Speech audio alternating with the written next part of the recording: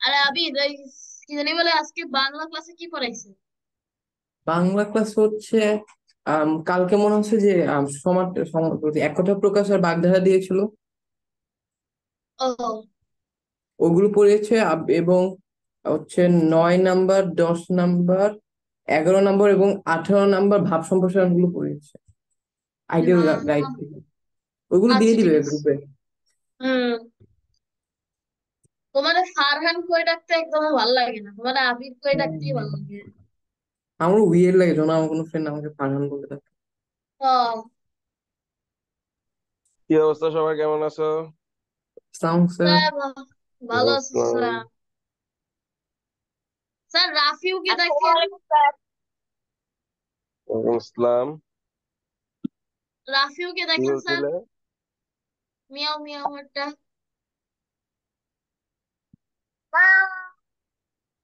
Rafiu DP বিড়ালের DP দিতে? আচ্ছা, তোমরা পড়াশোনা করেছো? তুমিও তো একটা ইফেক্ট দিলা। স্যার, হ্যাঁ, এটা কি জুমের নতুন ফিচার যে স্যার ফেসের? অ্যাভাটার করা, স্যার একটা অ্যাভাটার শো করা যায়। ও আচ্ছা, এটা কি জুমের কিছু নাকি তোমার ফোনের বা অন্য কিছু? তো জুমের। স্যার, স্যার জুম, আমি তো ল্যাপটপে ক্লাস করি। আচ্ছা, জুমে তাহলে এখন এবারটা নিয়ে আসছে। ওকে, তাহলে আমরা আগের দিন ক্লাসটা হঠাৎ করে শেষ হয়ে গিয়েছিল শেষের দিকে। তো পড়েছো তোমরা? Yes. জি স্যার। ওকে, পড়া ধরলে বোঝা যাবে তাহলে কে পড়েছো কে পড়ো নাই। Okay, তুমি একটু স্যার আজকে কোয়েশ্চেন জিজ্ঞেস করার কথা ছিল। কোয়েশ্চেন তো প্রতিদিনই জিজ্ঞেস করার কথা থাকে, আজকে বলতে কি কিছু আছে আলাদা করে?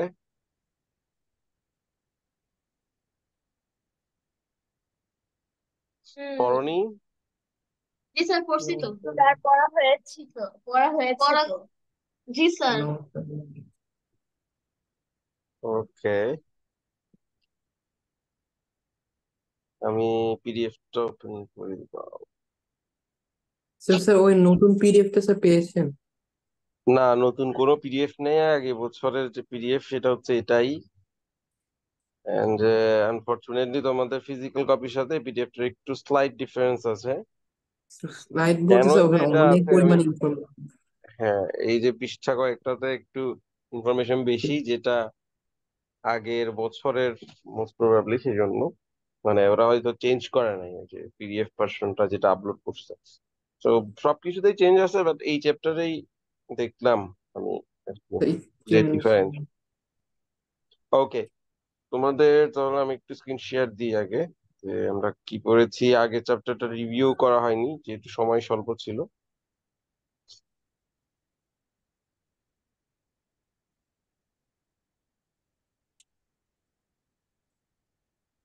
ওকে, স্ক্রিন শেয়ার কে দেখতে পাচ্ছ?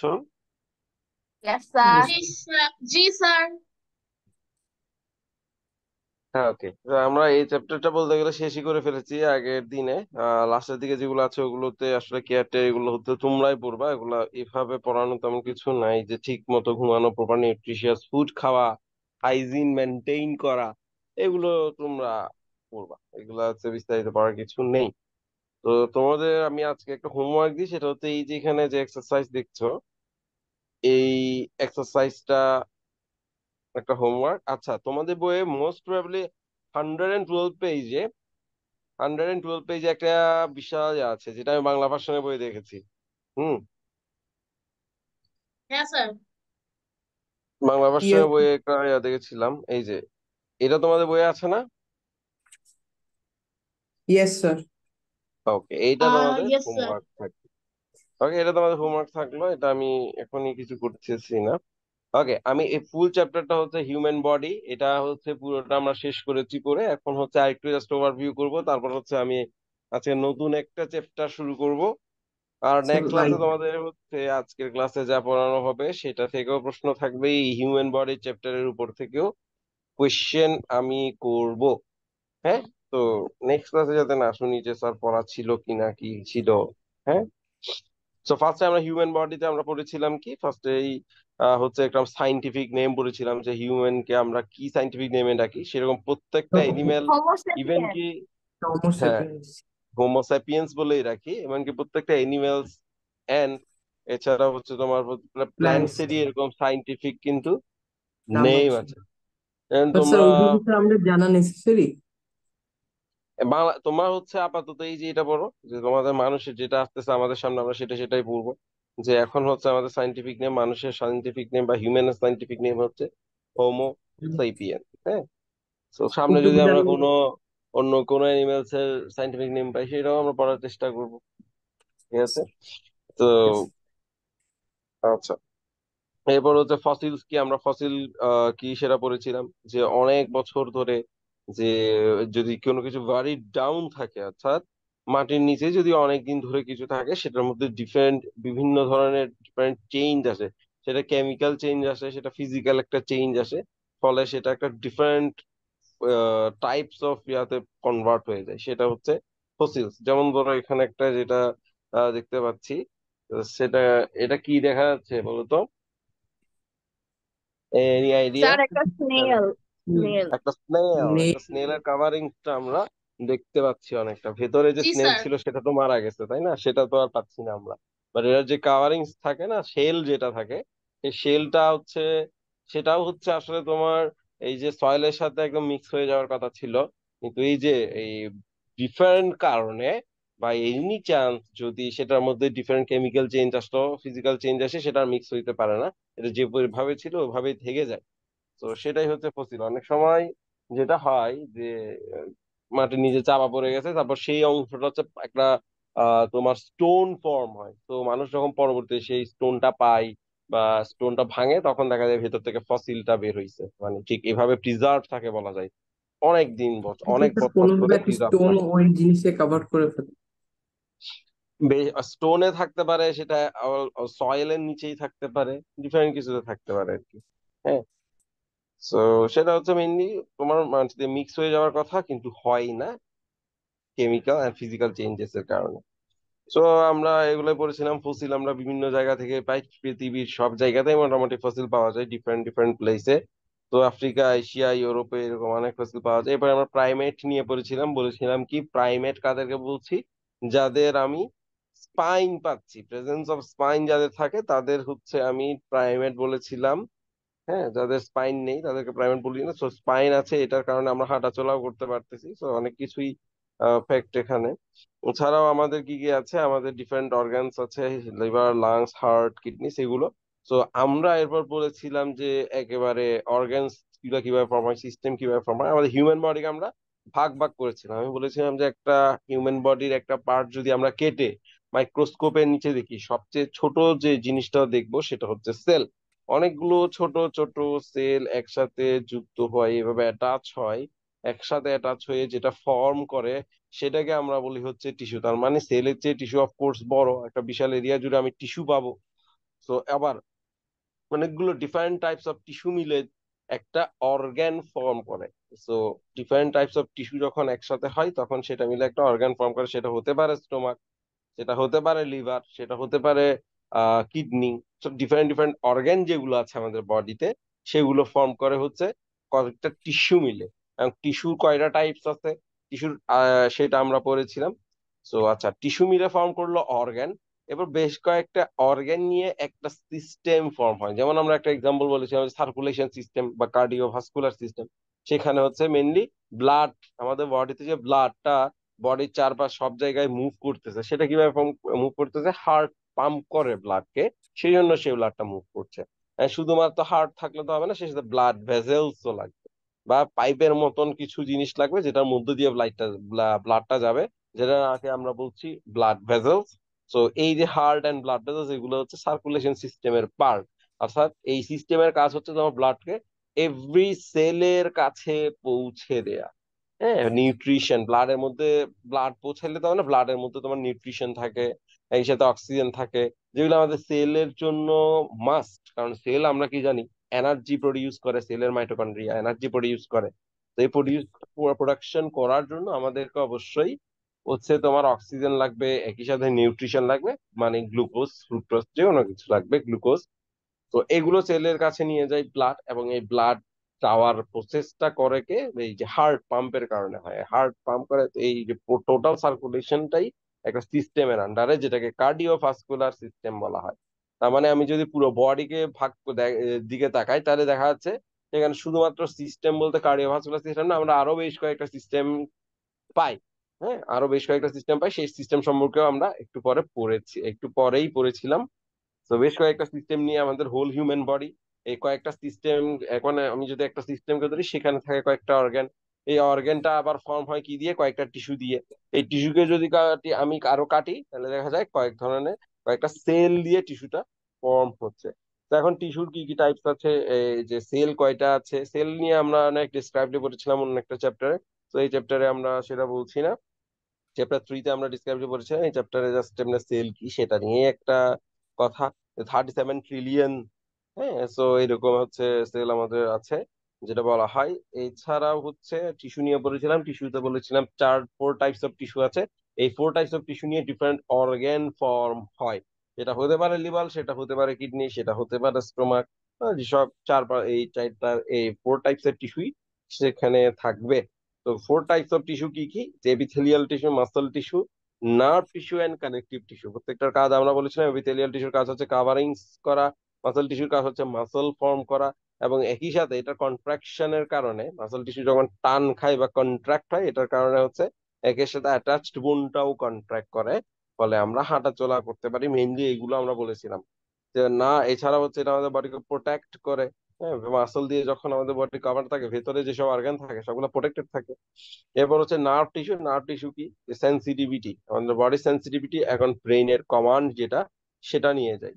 নার্ভ টিস্যুর কাজ কি, সেন্সিটিভিটি অফ আওয়ার বডি, সেন্সেশনটা ফিল করা, এর সাথে তোমার ব্রেনের অর্ডারটাও নিয়ে যাওয়া। তো কানেকটিভ টিস্যু কি করে, কানেকটিভ টিস্যু হচ্ছে বিভিন্ন সেলের বিভিন্ন ধরনের হতে পারে, এবং বডি ফর্মে খুব ইম্পর্টেন্ট ভূমিকা রাখে। ওকে, অর্গান আমরা বলেছিলাম, অর্গান কি, organ is a combination of multiple tissues that form a structural and functional unit. So our skin is the largest organ, এটা বলেছিলাম যে মনে রাখতে হবে। সিস্টেমের মধ্যে আমরা অলরেডি কার্ডিওভাস্কুলার সিস্টেমের কথা বলে ফেলেছি।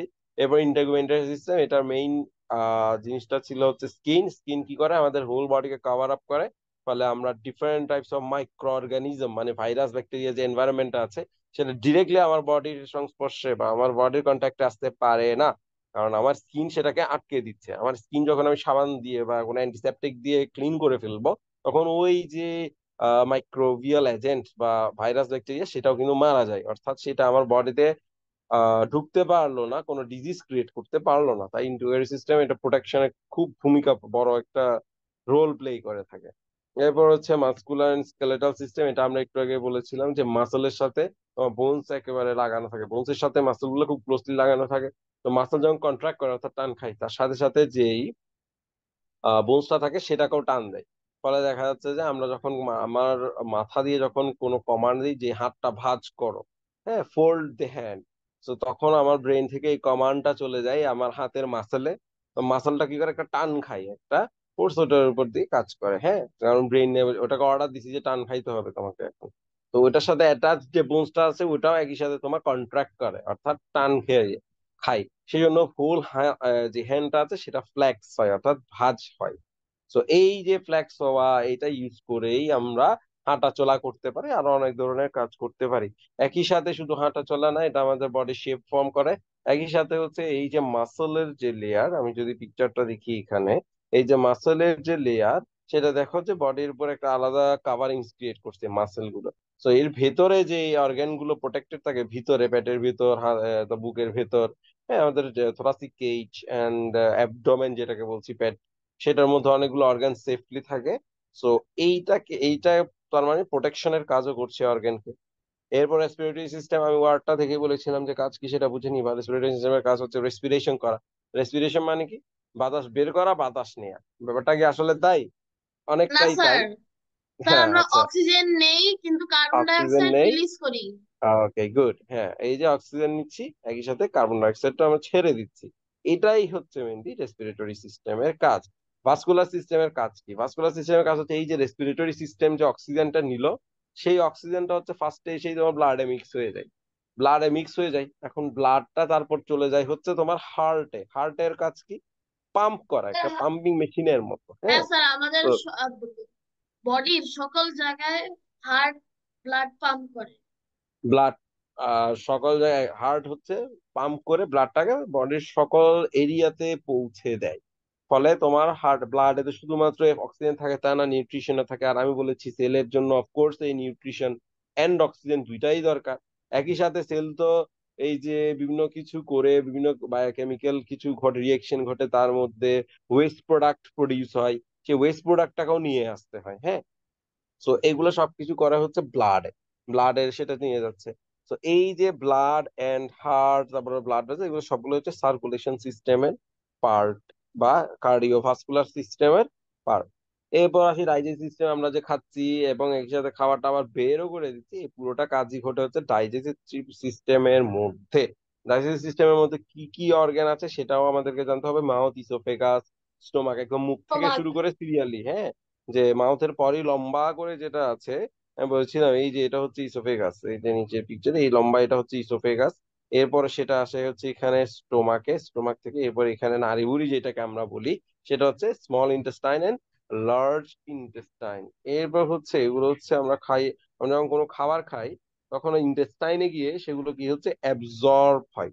এর আগে হচ্ছে তাহলে এই এই যে আমাদের স্টোমাকের কাজ কি, বা আমাদের এই যে মুখের কাজ কি, মাউথ যে লিখলো, মাউথের কাজ হচ্ছে এই যে আমরা দাঁত দিয়ে চাবাই না খাবারটাকে, টুকরা টুকরা করে ফেলি চাবাই, তারপরে সেটাকে ইসোফেগাস দিয়ে পাঠাই দিই স্টোমাকে। স্টোমাকের মধ্যে হচ্ছে তোমার বিভিন্ন প্রসেস ঘটে, কেমিক্যাল আসে, অ্যাসিড আসে, সেটাকে আরো একদম প্রসেসড করে ফেলে। তারপর যখন সেটা ইন্টেস্টাইনে যায় সেটা খুব ইজিলি অ্যাবজর্ব হতে পারে। আমাদের বডি তো, আর তুমি যদি আম খাও, আমি যেটা বলেছিলাম যে আমকে তো আর সে চিনে না, সে চিনে আমের ভেতর যে কেমিক্যাল নিউট্রিয়েন্টসটা আছে সেটাকে, গ্লুকোজকে সে চিনে। তো সে বডিকে এই যে চেনানোর জন্য বিভিন্ন ধরনের প্রসেসের মধ্য দিয়ে যায় খাবারগুলো।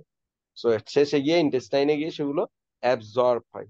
এবং লাস্টে গিয়ে যে অংশটা আমাদের প্রয়োজন হয় সেটা আমরা ডেফিকেশন বা ওয়াশরুমে গিয়ে আমরা যেটা করি সেটাই হচ্ছে ইউজলেস প্রোডাক্ট।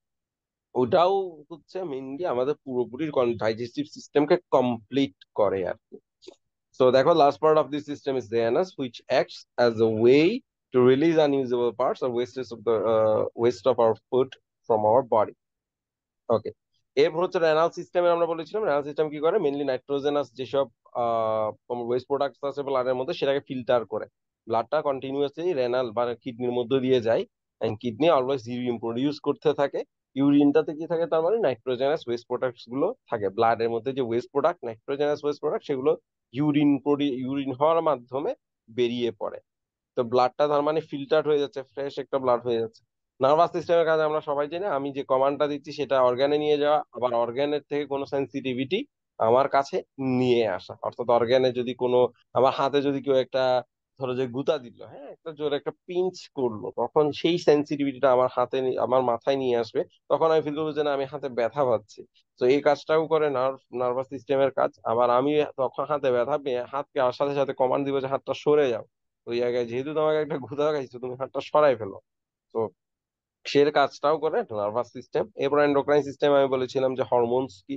হরমোনস হচ্ছে এমন একটা বায়োকেমিক্যালস প্রোডাক্ট যেটা এক জায়গায় প্রডিউস হয়, কাজ করে আরেক জায়গায় গিয়ে, আমাদের বডির এক জায়গা থেকে প্রডিউস হয় কিন্তু কাজ করে অন্য কোনো অর্গান বা অন্য কিছুর উপরে। আপাতত ওটুকুই জানো হরমোনাল, মানে হরমোনের কাজ। তো এন্ডোক্রাইন সিস্টেমটা হচ্ছে ওইভাবে কাজ করে থাকে। এরপর হচ্ছে রিপ্রোডাক্টিভ সিস্টেম, মানুষের রিপ্রোডাকশনের জন্য এইটা খুবই ইম্পর্ট্যান্ট একটা সিস্টেম। এবং একই সাথে এটা বিভিন্ন ধরনের হরমোন রিলিজ করে, যেটার কারণে আমরা বলতে পারি যে আমাদের পিউবার্টি যে লাইফটা সেটা স্টার্ট হয়। এরপর রেলসেন্স নিয়ে এগুলো আমরা আগের ক্লাসে পড়েছি, তাই আমি এটা ডিসকাস করছি না। পুরোপুরি হচ্ছে একটা বিভিন্ন সিস্টেম থেকে শুরু করে সেলস থেকে শুরু করে সবকিছুর একটা প্রাইমারি আইডিয়া তোমাদেরকে আবার দিলাম। আশা করি তোমাদের এই চ্যাপ্টার থেকে কোয়েশ্চেন নেই। তবুও কারো যদি কোনো কোয়েশ্চেন থেকে থাকে আমাকে কোয়েশ্চেন করতে পারো। কারো কোনো এই চ্যাপ্টারের উপর কোয়েশ্চেন আছে? না স্যার। ওকে, কারো কোনো কোয়েশ্চেন আছে কি? বাট স্যার, আমার জাস্ট একটা কথা বলবো স্যার। স্যার, যেহেতু আমাদের আমরা যে বই পড়ি আর এইটার মধ্যে তো অনেক পার্থক্য আছে তো স্যার। আর স্যার যেগুলো হচ্ছে নাই আমরা যে বইগুলো পড়ি স্যার, ওখান থেকে কি আপনি তোমাদের কোশ্চেন বইটাই দিবেন? হচ্ছে মেইন বই। এখানে তোমাদের বইয়ের চেয়ে কিছু ইনফরমেশন বেশি আছে যেটা বাদ দেয়া হয়েছে, ঠিক আছে? তো বাদ দেয়া ইনফরমেশন আমার লাগবে না। হ্যাঁ স্যার, তাহলে বাদ দেওয়া ইনফরমেশন আর পরীক্ষা দিবেন না। না। আচ্ছা ঠিক আছে স্যার, এটাই বুঝেছি। ওকে, এরপর হচ্ছে চ্যাপ্টার 11। এগুলো হচ্ছে আসলে যেটা হয়েছে তোমরা জানো যে গত বছর যেটা হয়েছিল, যে নতুন বই গভর্নমেন্ট ইন্ট্রোডিউস করেছিল, একদম এক্সপেরিমেন্টাল একটা বই ইন্ট্রোডিউস করেছিল। তো এরপর হচ্ছে বিভিন্ন ধরনের আহ তারাও তো স্টুডেন্ট থেকে পড়িয়েছে, বিভিন্ন ধরনের ফিডব্যাক নিয়েছে, এটার উপর বেস করে তারা অনেক কিছু পার্ট বাদ দিয়েছে আর কিছু কিছু পার্ট মডিফাই করেছে। তো এর মধ্যে অনেকটুকুই পার্ট হচ্ছে তোমার এই আগের চ্যাপ্টার যেটা, সেটা মডিফাইড হয়ে গেছে। যেটা তোমরা পেয়েছো, তোমাদের হাতে যেটা গিয়েছে সেটা মডিফাইড হয়ে গিয়েছে। কিন্তু ওরা আনফরচুনেটলি লেটেস্ট মানে যেটা মডিফাই করছে ওটা প্রপারলি মডিফাই করে ইবুকে অ্যাটাচ করে নাই, যেটার কারণে এই সমস্যাটা হয়েছে। যাই হোক, যেখানেই তোমরা দেখবা যে কোনো একটু এক্সট্রা ইনফরমেশন বা, তখন আমাকে বলতে পারো যে স্যার এটা আমাদের বইয়ে নাই। কিন্তু আর কোনো চ্যাপ্টার আসলে হওয়ার সম্ভাবনা খুব কম। আমরা তো এতদিন ধরে অন্যান্য চ্যাপ্টার গুলো পড়েছি, ওগুলোতে তো সব মিল ছিল, তাই না?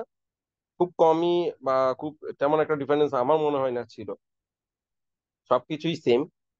সো এটা তো সবকিছু সেমই থাকবে। এরপর হচ্ছে আমরা আসি আজকের নতুন চ্যাপ্টার, লাইট। লাইট নামক একটা চ্যাপ্টার। তো আমরা এই যে সায়েন্স বুকটা পড়তেছি, আমি বলেছি যে সায়েন্স তো আমার এখানে তিনটা আলাদা সেকশন বা ব্রাঞ্চের টপিক গুলো এখানে ডিসকাস করা হয়: physics, chemistry and biology. Biology হচ্ছে এই যে অ্যানিমেলস এন্ড প্ল্যান্টস রিলেটেড যা কিছু আমরা পড়তেছি, এগুলো বায়োলজির পার্ট। এই যে তারপর হচ্ছে এই যে লাইটস, মোশনস, যেগুলো একটু থিংস টাইপ পড়ালেখা, হ্যাঁ, এগুলো হচ্ছে সবগুলো ফিজিক্স এর পড়ালেখা। আর কেমিক্যালস নিয়ে যেসব পড়ালেখা, ওইগুলো হচ্ছে কেমিস্ট্রি রিলেটেড চ্যাপ্টার।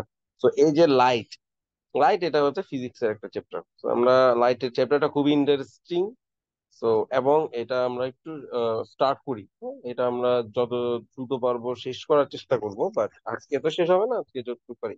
বাট চ্যাপ্টারটা ইন্টারেস্টিং অনেক। যে আচ্ছা, একটা ফার্স্টে একটা বেসিক কোয়েশ্চেন করি, যে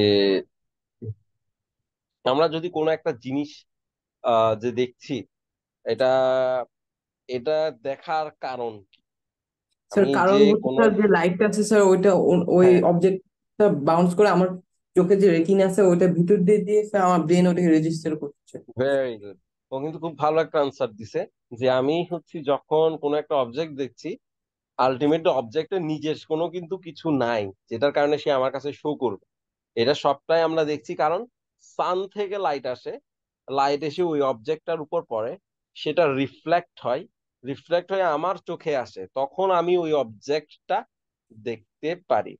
তো এই চ্যাপ্টারে মেইনলি হচ্ছে শুরুর অংশ যেটা, যেটাতে তোমরা হচ্ছে কেন আমরা কালারফুল দেখি, কেন একটা স্পেসিফিক কালার দেখি, এই চ্যাপ্টার এই নিয়ে। তবে এইটাই হচ্ছে প্রিটি মাচ মেইন কথা, যে আমরা কোনো অবজেক্ট যখন দেখি, ওই অবজেক্টের কোনো কিছু আছে ওই জন্য সেটা দেখি না। এটা হচ্ছে মেইনলি সান থেকে যে রেটা আসে সেটা রিফ্লেক্ট হয়ে যখন আমাদের চোখে আসে, তখনই আমরা কেবল ওটা দেখতে পাই। তো অন্ধকারে বা রাতে যখন সান থাকে না, সেই জন্য আমরা দেখা যায় যে কোনো কিছু দেখতেও পাই না। কেন? কারণ ওই যে রিফ্লেক্ট হয়ে আমাদের চোখে আসে না কিছু, তখন ওই এরিয়াটা আমাদের কাছে অন্ধকার লাগে। যদি এমন হইতো যে আমার চোখ থেকে আলো বের হয়ে আমি একটা জিনিস দেখতেছি, বা ওই অবজেক্ট থেকে আলো এসে আমি যে ওই যে অবজেক্টটা দেখতেছি, তাহলে কিন্তু রাতেও আমরা সবকিছু খুব সুন্দরভাবে একেবারে দেখতে পেতাম। কিন্তু সেটা হয় না। সেটা হয় কি, যে সান থেকে যে আলোটা আসে ওইটা রিফ্লেক্ট হয়ে আসে বলেই আমরা অবজেক্ট দেখতে পারি। আগেকার দিনে এই ধারণাটা ক্লিয়ার ছিল না মানুষের, যে আমরা কিভাবে অবজেক্ট দেখি। তো আমরা ফার্স্টে বইটা একটু দেখে নিই। Generally we can say that we see with our eyes with this light. However, it is not a completely scientific of way of seeing, because we see a lot of people, plants, skies, and clouds with our eyes. Are they all light? There is no light in them, but light falls on them. So when the light from there falls on our eyes, we see them. If it becomes dark, when we close our eyes, or when we close our eyes and don't let the light come into our eyes, we don't see anything. Main কথা হচ্ছে আমাদের চোখে light আসে বলে, এরপর সেটা কোথায় যায়, এই লাইটের সেন্সেশনটা চলে যায় হচ্ছে রেটিনাতে। লাইটটা এসে পড়ে রেটিনাতে, রেটিনা কি করে এই লাইটের সেন্সেশনটা, অপটিক নার্ভ, আমরা বলেছি কি নার্ভের কাজই হচ্ছে বিভিন্ন ধরনের সেন্সেশন নেওয়া। এই যে আমি হচ্ছে একটা ঘ্রাণ পাই একটা ভালো কিছু রান্না হলে, বা বিরিয়ানি টিরিয়ানি যদি কোনো রান্না হয়, তখন আমি কি একটা ঘ্রাণ পাই না, একটা সেই একটা ঘ্রাণ পাচ্ছি। এটা হচ্ছে এক ধরনের একটা সেন্সেশন। কেউ আমাকে একটা টাচ করতেছে, এই টাচটাও এক ধরনের সেন্সেশন। আমি কোনো কিছু টেস্ট করতেছি, একটা ঝাল টেস্ট করলাম, একটা মিষ্টি টেস্ট করলাম, আবার একটা একটু সাওয়ার কিছু টেস্ট করলাম। তো এই যে ডিফারেন্ট টাইপস অফ টেস্ট, এটাও এক ধরনের সেন্সেশন। ঠিক তেমনি এই দেখাটাও, এই যে একটা লাইট, এটাও কিন্তু আমাদের রেটিনাতে গিয়ে যখন কনভার্ট হয়, এটা একটা সেন্সেশন হিসেবে যায় অপটিক নার্ভ দিয়ে, এক ধরনের নার্ভ দিয়ে সেটা ব্রেনে যায়। ব্রেন তখন সেটাকে আরো প্রসেস করে আমাদেরকে বলে যে না, এই জায়গায় এই জিনিসটা আছে, তখন আমরা জিনিসটা দেখতে পারি। So, however, have you wondered that why we see hibiscus flower is red? Hibiscus flower কি বাংলাতে আমরা কি বলি, এটাকে জানো কেউ? হিবিস্কাস। No sir. স্যার আচ্ছা, এটা হিবিস্কাস কি, নাম কখনো শুনিনি। হিবিস্কাস কি তোমরা নিজেরা কখনো দেখেছো? নো স্যার এটা স্যার। নামই, স্যার আমি তো এটার কথা কখনোই শুনিনি। আচ্ছা, হিবিস্কাসের নাম শুনো নাই আর কেউ? এনিওয়ান? না স্যার। ওকে।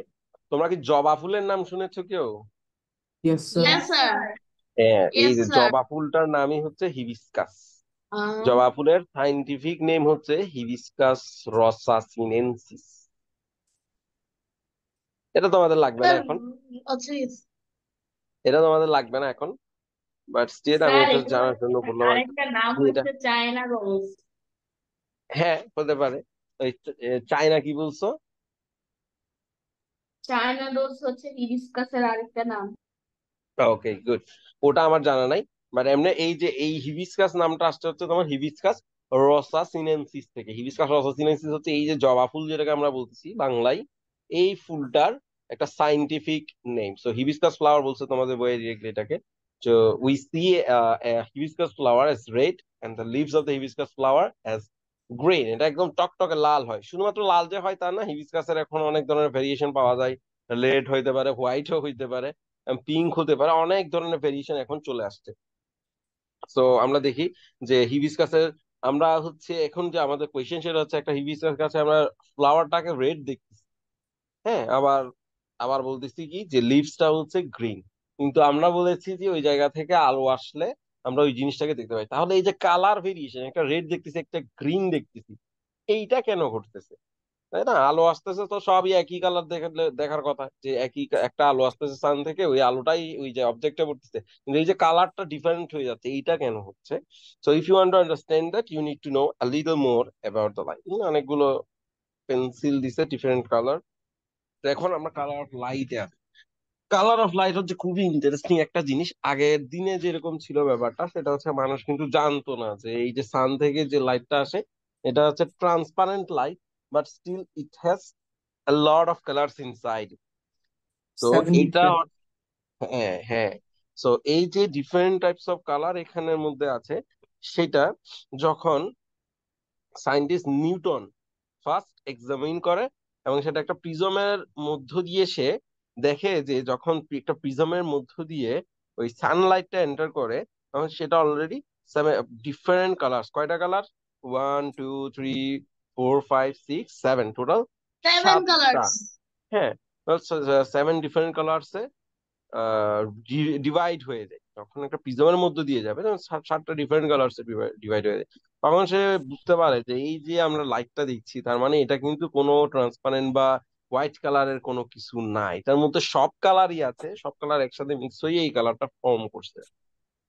এবং সে শুধু এটা মুখে বলছে তা না, সে এটা প্রুফ করেও দিছে। কিভাবে প্রুফ করছে? প্রিজম দিয়ে সে প্রুফ করে দিছে। সো আমরা যেটা বলতেছি, the colour of the sun which is colourless or white, colourless মানে কি একদম ট্রান্সপারেন্ট বলতেছি আর কি। So colourless or white is actually made up of কি কি কালার, এটা তোমাদেরকে জানতে হবে। পার্পল, স্যার, ব্লু, অ্যাজিওর, হ্যাঁ ডিপ ডায়োড। হ্যাঁ, বাট স্যার, বিট জায়োড দিয়েও করা যায়, হ্যাঁ বলো। স্যার স্যার আসলে তো সানের ওই রেটা তো অনেকগুলো কালার দিয়ে বানানো না। হ্যাঁ হ্যাঁ, এটাই তো। এটাই। সানের এই যে হ্যাঁ। কালারলেস, তো এটা কালারলেস না, আলটিমেটলি এটা আমরা চোখে দেখি কালারলেস। আর যখন এই যে টোটাল সবগুলো কালার কম্বাইন হয়, তখন ওটাকে এরকম দেখা যায়। কিন্তু আমি যখন একটা প্রিজমের মধ্যে দিয়ে যাব, তখন কালার গুলো যখন আলাদা হবে, তখন আমি ওগুলোকে আলাদাভাবে দেখতে পাবো। হ্যাঁ, তো আগের দিনে তো আসলে মানুষ জানতো না ব্যাপারটা, ও যখন এক্সামিন করলো, এক্সামিন করে দেখলো, এক্সামিন করে ফার্স্টে দেখলো যে একটা হচ্ছে ওই প্রিজমের মধ্যে দিয়ে যখন সে লাইটটাকে দিচ্ছে এটা ডিফারেন্ট কালার ভাগ হচ্ছে, তখন সে বুঝলো যে এই লাইটের মধ্যে শুধুমাত্র যে আমরা কালারলেস দেখি ব্যাপারটা কিন্তু আসলে তা না, এটা সব কালার মিলেই এটা কালারলেস হয়ে গেছে। So when we all of them are mixed together, then it is seen as colorless or white color in our eyes. So we've seen in the rainbow, আমরা সবাই মোটামুটি আকাশে রেইনবো দেখেছি। হ্যাঁ, রেইনবো হচ্ছে একদম সেম এরকম ভাবে হয়। এটা কেন হয়? এই যে আমাদের অ্যাটমসফিয়ারে আমরা বলেছিলাম না যে ওয়াটার কি ভেপর বলে স্যার, ভ্যাপোরাইজ, ওয়াটার ভেপরের সাথে হ্যাঁ, রিফ্লেক্ট করেছে। ওয়াটার ভেপরের উপর আমরা বলেছি না যে অনেক ওয়াটার ভেপর মিক্স থাকে, এয়ারে অলওয়েজ থাকে। সো ওয়াটার ভেপরে যখন রিফ্লেক্ট হয় এই আলোটা, তখন আমরা এই 7টা কালার দেখতে পারি। গুড। ফারহান বা আবির, তোমার নাম আবির খুব সম্ভবত না? স্যার আমার নাম ওকে, স্যার ফারহান, বাট স্যার আমার ডাক নাম আবির। আবির, ওকে, তার আমরা ফুল তোমাকে নাম আবিরই ডাকি। ফারহান আহমেদ আবিদ। ফারহান বিন আব্দুল্লাহ অ্যাকচুয়ালি, ও আবির সরি, আমার ডাক বিন। নাম। ওকে, ফারহান বিন আব্দুল্লাহ আবির, ওকে। বাট ও উই হ্যাঁ, ওকে, উই সিন। তাহলে রেইনবোর কালার, রেইনবোর মেকানিজমটাও তাহলে বোঝা গেল যে কিভাবে হচ্ছে এই যে ওয়াটার ভেপর থাকে। আমরা ওয়াটার ভেপর নিয়ে অনেক ডিসকাস করেছিলাম, কিভাবে রেইন ফর্ম হয়, কিভাবে রেইন পড়ে। তো এই ব্যাপারে আমি আর কথা বলছি না, বাট ওয়াটার ভেপর থাকে এটমসফিয়ার, এটা তোমরা জানো অলরেডি। তো এটমসফিয়ারে ওয়াটার ভেপরে এই যে আলোটা আসে ওটা হচ্ছে রিফ্লেক্ট হয়ে যায়, রিফ্লেক্ট হয়ে আলটিমেটলি এটা হয়। তো যখন এই যে এই রেইনবোটা, এটা অনেকটা হচ্ছে বৃষ্টির দিনে বা এরকম কিছুতে আমরা দেখতে পারি আর কি, অনেক বেশি, বা মেঘ বেশি স্যার থাকলে এরকম একটা রেইনবোটা কি ইয়ে। কার স্যার হ্যাঁ, বলো। রেইনবোটা কি কার্ভ থাকে? কারণ হচ্ছে মানে আর্থের ওটাও সারফেসটা হচ্ছে, হচ্ছে কার্ভ, তাই জন্য। না না না, এক্স্যাক্টলি ওইরকম না ব্যাপারটা। এটা এটা হচ্ছে সবগুলাই হচ্ছে তোমার ওই রিফ্লেকশনের কারণেই হয়, রিফ্লেকশনের অ্যাঙ্গেল ট্যাঙ্গেল সবকিছু মিলে এই রেইনবোটা একটা কার্ভ, একটা রাউন্ড ইয়া ফর্ম করে। এটা হচ্ছে তোমরা আরো যখন হায়ার ক্লাস করবে আর একটু আহ বেটার জানবে আর কি। এখন আসলে এত বেটার ইয়ার দরকার নেই, এইটুকু জানো যে মেইনলি হচ্ছে রিফ্লেকশনের আহ ইয়ার কারণে, অ্যাঙ্গেলের কারণে। ওকে, আচ্ছা। এরপরে আমরা চলে আসি হচ্ছে, এরপর এর মধ্যে আমরা পড়েছি উম তো ইফ সিরিজ, আচ্ছা আরেকটা কথা বলতে হচ্ছে সিডিতে, সিডিতেও যদি আমরা হচ্ছে লাইটটা দিই, তখন দেখা যাচ্ছে সিডিতেও হচ্ছে রিফ্লেকশন জি হয়ে স্যার, ওই যে বিভিন্ন ধরনের অনেকগুলো কালারের অনেকগুলো কালার রিফ্লেকশন কিন্তু দেখা দেখা যায় যায় সিডিতে। সিডিতে। যদি কেউ তোমাদের যদি সিডি থেকে থাকে, এখন তো আসলে সিডি ইউজ করা হয় না, তো আমাদের সময় আবার সিডি অনেক বেশি ইউজ করা হতো অনেক আগে যখন আমি ছোট ছিলাম। এখন তো সিডি ইউজ করা হয় না। তো সিডিতে দেখবা যে একদম কালার রেইনবো কালার হয়ে যায় যখন ওখানে লাইট পড়ে। তো when we see hibiscus flower, এটাকে রেড কেন দেখতেছি, এটা আমাদের একটা কোয়েশ্চেন। ঠিক আছে, সো ইট মিনস, তাহলে এখানে কি it means that the white colour which is a combination of the all color has absorbed all the colors other than the red after being reflected on this flower। অর্থাৎ এটা যেটা বলতেছে সেটা হচ্ছে hibiscus ফ্লাওয়ারে যখন ওই লাইটটা পড়তেছে, তখন সেখানে রেড কালার ছাড়া বাকি যেসব কালার আছে সবগুলো অ্যাবজর্ব হয়ে যায়, সবগুলো অ্যাবজর্ব হয়ে যায়, শুধুমাত্র রেড কালারটা অ্যাবজর্ব হয় না।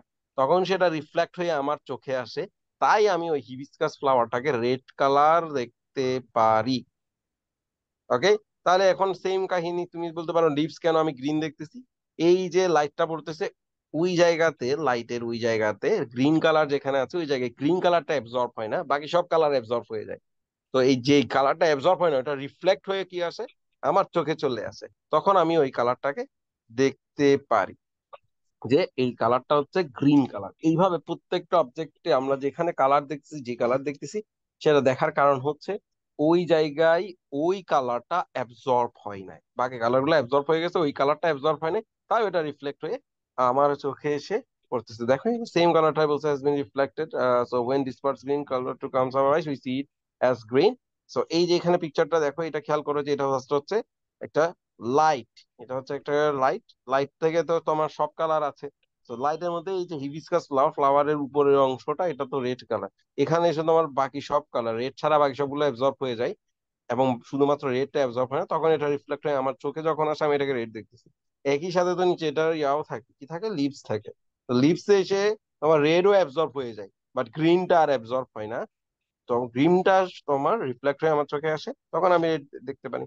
তার মানে আমি যদি এটা সরাই ফেলি, আমি কোনো লাইট, আলো বা আমি সানলাইট মারবো না এখানে, আমি তোমার স্পেসিফিক লাইট দিব।